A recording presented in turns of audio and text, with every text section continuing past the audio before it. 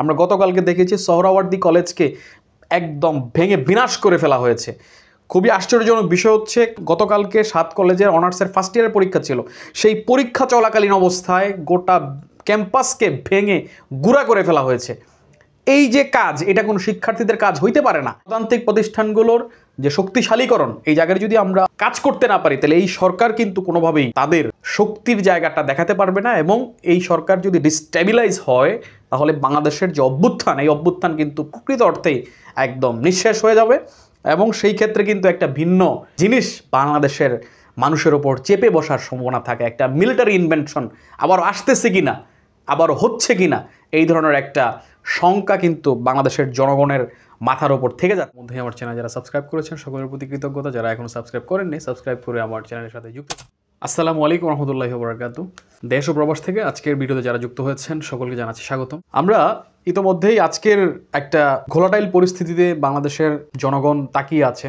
বিশেষ করে ঢাকার রাজপথে নানা ধরনের আন্দোলন সংগ্রামের পরিস্থিতি আমরা দেখেছি। আমাদের কাছে সবচেয়ে যে গভীর সংকটটি মনে হয়েছে সেটি হচ্ছে এই যে জেনারেশন জেড যাদেরকে আমরা চিনি, তারা যেইভাবে একটি গণ অভ্যুত্থানের নেতৃত্ব দিয়েছিল এবং এই যে ছাত্র সমাজ, এই ছাত্র সমাজ যেরকম একটা গণ অভ্যুত্থানের নেতৃত্ব দানকারী অন্যতম স্টেক হিসেবে কাজ করেছে, আমরা যেমনটি পড়েছিলাম যে খ্যাতির বিড়ম্বনা, আমরা এই ধরনের একটা সিচুয়েশনে পড়ে গিয়েছি কিনা আমাদেরকে সমূহভাবে সন্দেহ হচ্ছে এবং আমরা এই ধরনের একটা সিচুয়েশনের মধ্যে দিয়ে যাচ্ছি।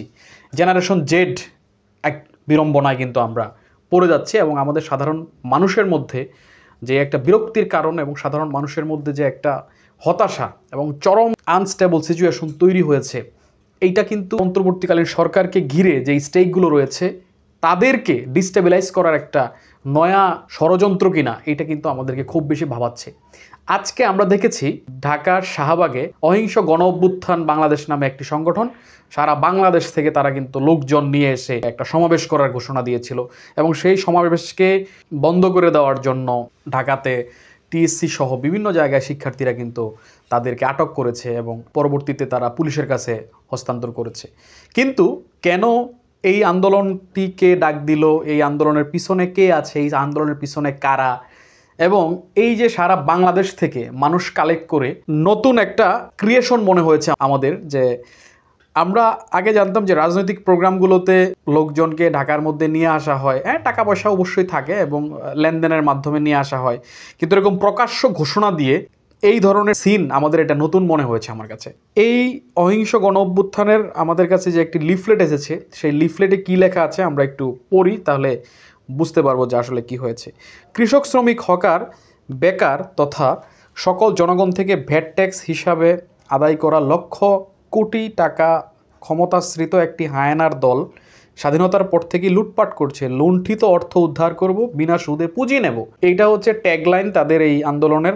আজকের আন্দোলনের আহ্বানের দাবিটা কি ছিল? অবৈধ অর্থ উদ্ধার ও গণমুখী বিনিয়োগ জাতীয় সংস্থা শিরোনামে দুর্নীতি বিরোধী বিশেষ আইন প্রণয়নের দাবিতে 25 নভেম্বর 2024 সোমবার সকাল 10টায় ঢাকার শাহবাগ মোড়ে একটা অবস্থান কর্মসূচি পালন করা হবে। এবং এই অবস্থান কর্মসূচিতে যাদেরকে নিয়ে আসা হচ্ছে, যাদেরকে একটা ছকের মধ্যে প্ল্যানিং করে নিয়ে আসা হচ্ছে, এটা একটু আমরা পড়ি। বিনা সুদে বিনা জামানতে 1 লক্ষ থেকে 1 কোটি টাকা পর্যন্ত পুঁজি পেয়ে দারিদ্র মুক্তিতে আগ্রহী সর্বস্তরের জনগণকে অবস্থান কর্মসূচিতে অংশগ্রহণের আহ্বান জানাচ্ছি। আর কার্যালয়ে পুঁজির আবেদনের ছক পাওয়া যাবে, এই ধরনের একটি আছে। তাহলে এই যে প্রোগ্রামটা সে ঘোষণা করলো, এটা কিন্তু অনলাইনে ঘোষিত হয়েছে। 1 লক্ষ থেকে 1 কোটি টাকা পর্যন্ত ঋণ দেওয়া হবে বিনা জামানতে, বিনা সুদে। এই একটা প্রলোভনকে কেন্দ্র করেই কিন্তু সারা বাংলাদেশের মানুষজন ঢাকামুখী হয়েছে এবং তাদেরকে গতকাল রাত থেকেই আমরা দেখেছি বাস, মাইক্রোবাস সহ বিভিন্ন জায়গায় তারা এসেছে এবং ঢাকার মধ্যে হিউজ একটা গ্যাদারিং করার তাদের প্ল্যান ছিল। এবং এই ঘোষণাটা তারা কিন্তু 22 তারিখে প্রেস ক্লাবে একটা সংবাদ সম্মেলন করে দিয়েছে। আমার প্রশ্ন হচ্ছে, এই যে একটা প্রোগ্রাম তারা আয়োজন করতেছে, এইটা কি গোয়েন্দা বিভাগের যারা এজেন্সি রয়েছে তাদের কি কোনো দৃষ্টিগোচর হয়নি? এটা তো নেটিজেনদের কাছে, আমাদের কাছে এই ধরনের তথ্য এসেছে, সোশ্যাল মিডিয়াতে এসেছে, তো তারা কেন এই জিনিসের সম্পর্কে তাদেরকে ইন্টারভেন করার জন্য কেন স্টুডেন্টদেরকে যাওয়া লাগলো? স্টুডেন্টরা কেন বারবার প্রত্যেক জায়গায় কেন স্টুডেন্টদেরকে গিয়ে এই ধরনের বিষয়গুলো ট্যাকেল করতে হবে? এইটা একটা বর্তমান যেই গোয়েন্দা সংস্থা রয়েছে বাংলাদেশে, ডিজিএফআই থেকে শুরু করে জাতীয় গোয়েন্দা সংস্থা, এরকম 3টা মৌলিক গোয়েন্দা সংস্থা কাজ করতেছে। তারা আসলে কি ফলাচ্ছে, তারা কি করতেছে, এটা একটা মৌলিক প্রশ্ন কিন্তু চলে আসতেছে। এছাড়াও আজকের যেই সারা দিনব্যাপী যেই প্রোগ্রামগুলো হয়েছে ঢাকায় শিক্ষার্থীদের, এটা আমাদের খুব সিগনিফিকেন্টলি ভাবতে হবে যে আসলে এই শিক্ষার্থীদেরকে কারা ব্যবহার করতেছে এখন, এই শিক্ষার্থীরা কেন মারমুখী অবস্থায় গেল, এই শিক্ষার্থীদেরকে কেন এইরকম সহিংসতার মধ্যে ঠেলে দেওয়া হচ্ছে। আমরা গতকালকে দেখেছি সোহরাওয়ার্দী কলেজকে একদম ভেঙে বিনাশ করে ফেলা হয়েছে। খুবই আশ্চর্যজনক বিষয় হচ্ছে গতকালকে 7 কলেজের অনার্সের ফার্স্ট ইয়ারের পরীক্ষা ছিল, সেই পরীক্ষা চলাকালীন অবস্থায় গোটা ক্যাম্পাসকে ভেঙে গুঁড়া করে ফেলা হয়েছে। এই যে কাজ, এটা কোনো শিক্ষার্থীদের কাজ হইতে পারে না। তাহলে তাদেরকে কে খেলাচ্ছে, তারা কোন লুপের মধ্যে খেলতেছে? এবং শুধু তাই নয়, গতকালকে তারা যে আক্রমণ করেছে, এই আক্রমণটা তারা সুপার সানডে, এটা ঘোষণা দিয়েছে আরও 3 দিন আগে, এটা ফেসবুকে তারা ঘোষণা দিয়েছে। সুপার সানডে ঘোষণা করে তারা সোহরাওয়ার্দী কলেজে যে তাণ্ডব চালালো, তারা যে ধ্বংসলীলা করলো, এই ধ্বংসলীলা তারা তো ঘোষণা দিয়ে করেছে। তাহলে আমাদের প্রশাসন, আমাদের রাষ্ট্রযন্ত্রের গোয়েন্দা বিভাগ থেকে শুরু করে প্রশাসনরা কোথায় ছিল? এটা একটা মৌলিক জায়গা এবং তারা এটা কোনোভাবেই অস্বীকার করতে পারে না। সাথে সাথে যেই ঘটনাকে কেন্দ্র করে এটা হয়েছে যে আমরা দেখেছি মাহবুবুর রহমান মোল্লা কলেজের একটা স্টুডেন্ট মারা গিয়েছিল ন্যাশনাল ইনস্টিটিউটে, মেডিকেল ইনস্টিটিউটে, সেই জায়গায়। এটাকে কেন্দ্র করেই এই গ্যাঞ্জামটা শুরু হয় মূলত। তাহলে মাহবুবুর রহমান মোল্লা কলেজের স্টুডেন্ট মারা গেল, এইটাকে কেন মাহবুবুর রহমান মোল্লা কলেজের প্রশাসন, শিক্ষক প্রশাসন যারা রয়েছে, স্থানীয় প্রশাসন যারা রয়েছে, তারা কেন ডিল করতে পারেন? স্টুডেন্টদেরকে কেন তারা আবার সামনে নিয়ে আসলো? এবং স্টুডেন্টরা কেন সোহরাওয়ার্দী কলেজ এবং কবি নজরুল কলেজের সাথে একটা ত্রিমুখী সংঘর্ষে লিপ্ত হলো? আজকের মজার বিষয় হচ্ছে গতকালকে তারা মেগা মানডে একটা প্রোগ্রাম থ্রো করে, যে মেগা মানডে আজকে তারা মাহবুবুর রহমান মোল্লা কলেজ প্রতিশোধ নিতে আসবে। তাহলে এই যে একটা শিক্ষার্থীদেরকে একটা লুপের মধ্যে ফেলে দিয়ে রাষ্ট্রকে অকার্যকর করার, বিশেষ করে রাজধানী ঢাকাকে অকার্যকর করার যে একটা গভীর প্ল্যান এই জায়গায় বাস্তবায়ন করা হচ্ছে, এটা কারা করতেছে, কেন করতেছে, গোয়েন্দা বিভাগের রিপোর্ট কোথায়? এই রিপোর্টগুলো যদি প্রশাসন থেকে শুরু করে সরকার এগুলো নিয়ে না ভাবে, দায় এড়ানোর কোনো সুযোগ নাই। ফলে এই সরকার যদি কোনোভাবে ব্যর্থ হয়, তাহলে কিন্তু পতিত স্বৈরাচার শক্তি আবারও ফিরে আসবে বলে একটা জায়গা তৈরি হচ্ছে। এবং বিভিন্ন মহল থেকে কিন্তু আমরা দেখতে পাচ্ছি চতুর্মুখী ষড়যন্ত্র। সাথে সাথে আমরা গত ভিডিওতে বলেছিলাম এই যে ব্যাটারি চালিত রিক্সা, এই ব্যাটারি চালিত রিক্সাকে আপনি কেন হাইকোর্ট পর্যন্ত নিয়ে গেলেন? আজকে তো আপনি ঠিকই হাইকোর্টের এই রিটকে আপনি স্থগিত করলেন, তার মানে ব্যাকফায়ার তো হলো আলটিমেটলি। তাহলে এই ব্যাকফায়ারটা আমি কেন করতেছি, ওয়াই? আজকে এই যে অবস্থা, এই সরকার তো কোনো পলিটিক্যাল সরকার না, ফলে এই সরকারকে চলতে হবে কিন্তু পলিটিক্যাল পার্টিগুলোকে নেগোসিয়েশনের মাধ্যমে। আজকে শুধুমাত্র আপনারা উপদেষ্টারা কথা না বলে ছাত্র উপদেষ্টাদেরকে দিয়ে কথা বলাবেন, দায় এড়ানোর জন্য চেষ্টা করবেন, এটা তো কোনোভাবেই সম্ভব না।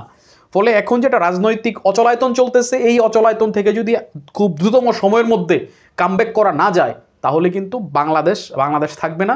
এবং গতকালকে প্রথম আলো কেন্দ্রিক যে একটা আন্দোলন সংগ্রাম শুরু হয়েছিল, সেই আন্দোলন সংগ্রামের রেশ আজকেও আছে। এবং এই প্রথম আলোর বিষয়টা, এটাও কিন্তু ভালোভাবে ডিল করা গেল না।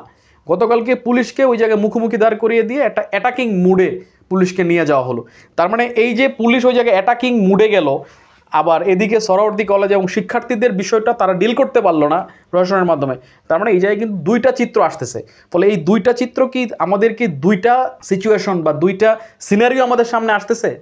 একই রাষ্ট্রের, একই সরকারের দুই ধরনের চিন্তাভাবনা এবং দুই ধরনের চরিত্র প্রকাশ পাচ্ছে কিনা, এটা কিন্তু আমাদেরকে ভেবে দেখতে হবে। ফলে সবগুলো বিষয় মিলিয়ে একটা পলিটিক্যাল নেগোসিয়েশন, একটা সমঝোতা, সংলাপ এবং গণতান্ত্রিক প্রতিষ্ঠানগুলোর যে শক্তিশালীকরণ, এই জায়গায় যদি আমরা কাজ করতে না পারি, তাহলে এই সরকার কিন্তু কোনোভাবেই তাদের শক্তির জায়গাটা দেখাতে পারবে না। এবং এই সরকার যদি ডিস্টেবিলাইজ হয়, তাহলে বাংলাদেশের যে অভ্যুত্থান, এই অভ্যুত্থান কিন্তু প্রকৃত অর্থেই একদম নিঃশেষ হয়ে যাবে। এবং সেই ক্ষেত্রে কিন্তু একটা ভিন্ন জিনিস বাংলাদেশের মানুষের ওপর চেপে বসার সম্ভাবনা থাকে। একটা মিলিটারি ইনভেনশন আবার আসতেছে কিনা, আবার হচ্ছে কিনা, এই ধরনের একটা শঙ্কা কিন্তু বাংলাদেশের জনগণের মাথার ওপর থেকে যাচ্ছে। ফলে এটার দায় দায়িত্ব এই অন্তর্বর্তীকালীন সরকার এবং রাজনৈতিক দলগুলোকে মাথায় নিতে হবে। এবং এই সরকারকেও পলিটিক্যাল পার্টিগুলোকে এঙ্গেজ করার জন্য চেষ্টা করতে হবে। আপনারা শুধুমাত্র বসে থাকবেন, দায় এড়ানোমূলক কথাবার্তা ফেসবুকে পোস্ট করবেন, এইটার নাম সরকার পরিচালনা না।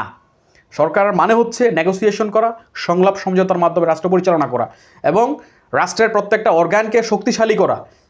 ফলে রাজনৈতিক স্থিতিশীলতার জন্য আপনাকে রোডম্যাপ করতে হবে। রোডম্যাপ শুধু নির্বাচনী রোডম্যাপ না, বিএনপি বিভিন্ন সময় নির্বাচনী রোডম্যাপের কথা বলে, আমাদেরকে শুধুমাত্র নির্বাচনী রোডম্যাপের দিকে তাকালে হবে না, একটা পলিটিক্যাল স্টেবল রোডম্যাপ লাগবে, যে আমরা আসলে রাজনৈতিক স্থিতিশীলতার জন্য আসলে কী ধরনের রোডম্যাপ চিন্তা করতেছি, এটার জন্য সবাইকে একত্রিতভাবে কাজ করতে হবে। এখন যে একটা বিক্রিয়া চলতেছে সারা ঢাকার মধ্যে এবং বাংলাদেশব্যাপী যে একটা অবস্থা তৈরি হয়েছে, এই বিক্রিয়ার রেজাল্ট কিন্তু বাংলাদেশের জনগণের জন্য খুব বেশি ভালো হবে না।